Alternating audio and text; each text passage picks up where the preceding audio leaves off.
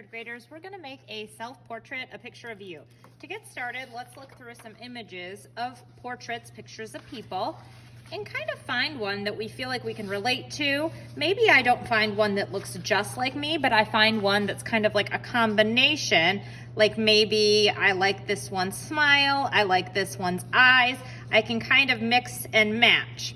So just look through, and then I want you to do a practice in your sketchbook.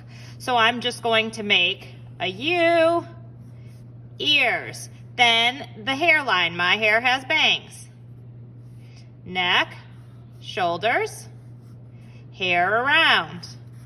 This is a really quick sketch, just to kind of get an idea for how I want to draw things like my eyes, my nose, and my mouth, eyebrows, mouth. And guess what? If I don't like it, I don't erase it, I turn the page, and I make another. I'll time lapse you while I draw one until I find one I like. Now I'm happier with this one, so I'm gonna move on to my good paper. It's a little bit bigger. You can choose to do this in pencil first, or if you'd like, you can start straight away in marker. The thing with marker is you have to be willing to make a mistake and work with it, because I'm not going to be able to draw all of this perfectly. I just can't do that. I'm not capable of it, and no one is, because none of us are perfect. So if I do make a mistake, I kind of have to find a way to make it work. I'm gonna make my shirt. Then I'm gonna move up here, hair. Those are my bangs. And I made my hair in this like bun on top of my head because I kind of like that. It's a little bit sloppy and it's what I wear most days. So I'm even gonna make little pieces kind of coming out because most of the time my hair looks a little crazy. Eyes, and I wanted to make my eyes open because I thought it would be cool if I could do my eye color. My other eye, it's not perfectly symmetrical, but that's okay. I'm happy with it. I think what I'm gonna do is bring that one down a little more to make it more symmetrical. My eyebrows, you can wait to do eyebrows, but I just like to give it a little bit of texture, kind of lines, and then I'm gonna fill it in with my eyebrow color. If I do my whole eyebrow black, it tends to look a little strange. So just like that texture of it. I'm doing like a half smile, like, hey. Now I'm gonna make a pattern in the background, whatever I want. Wavy lines, straight lines. I can make hearts or leaves. I could make little animals. I'm just kind of adding designs in the background. When I'm happy with my drawing, then I'm going to move on to paint. We're going to be using a paint called Tempera Cake. Tempera Cake sounds like it might be delicious, but bad news, it is not. It's kind of like watercolor paint, only it goes on a little more thickly. All right, so my background's almost done, and I think I might add a little more detail to my shirt, because to me right now it looks a little bit boring. So I think I'm gonna add some stripes, and then maybe I'll go across the other way to make it like checkers. All right, ready for paint. Here is called a Tempera Cake, but don't let it fool you, it doesn't taste good. It works sort of like watercolor, where I add water and swirl it on, and yikes, you can tell my water is a little bit dirty. I'm swirling it until it turns into more of a liquid and it gets on my brush. I never stab at it or push hard. I'm just brushing it with that brush until it's ready. And then I'm going to paint whatever is that color. Now my skin is peach, so I chose a peach. When my paintbrush gets dry, it feels a little bit scratchy. I'm dipping into the water and then into that color. I'm never mixing colors in the set. Now when I'm painting, I'm remembering that my paintbrush is like a ballerina. Ballerinas dance on their tiptoes. These are the tiptoes of the paintbrush. So you're tiptoeing across the paper. Never ever booty scooting on the paper. Booty scooting would be if you're dragging your brush across the paper. Now, if your skin is tan, my skin is peach. If yours is tan, I'll show you what to do.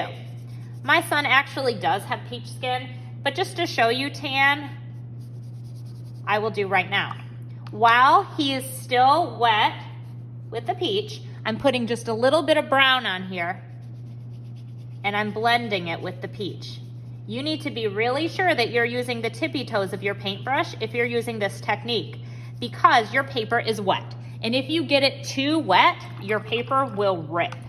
So be very careful to only use tippy toes, especially if you're making tan skin, because it requires overlapping. Now my son's hair is blonde, so I'm filling it in with that color. And I'm gonna keep working using this strategy of always rinsing my paintbrush, always using tippy toes, and being sure to keep that paint set nice and neat for the next class until all the white on my paper is covered.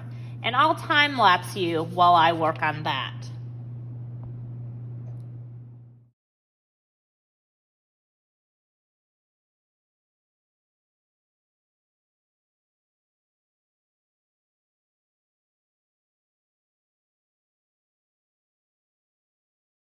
Now that your paintings are done, we're gonna go ahead and glue these to a frame. I like to go around the outside edges with glue to make sure it sticks really well. And then I make a big X in the middle, just like that. Now when I lay this down on the paper, I wanna make sure it's actually centered. So like this isn't good. I want the spacing on the top and the bottom to be the same and on both the sides. And then I'm just gonna tap it to make sure it's down.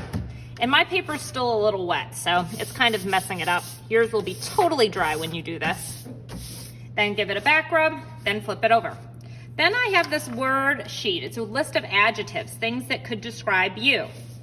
Things like active, admirable, adventurous, agreeable, amazing, bright. I want you to circle some that you think seem like you, because we are going to write, each of us, a mantra for ourselves. I want each of you to start right at the middle by writing my M-Y mantra. M-A-N-T-R-A.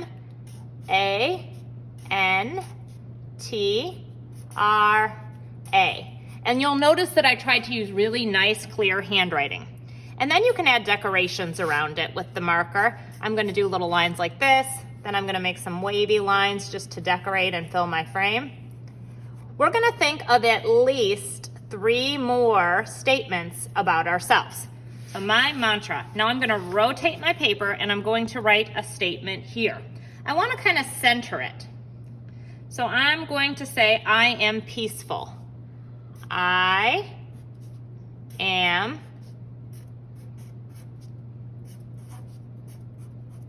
peaceful. And again, I'm using careful handwriting. If you want to practice writing this in your sketchbook first, you can. Now, when I think of peaceful, I think of peace signs. So I'm going to make a little peace sign on either side. And then I'm going to decorate maybe with zigzag lines here, just to fill the space. I don't want it to look empty. Okay, my next one is, I am artistic.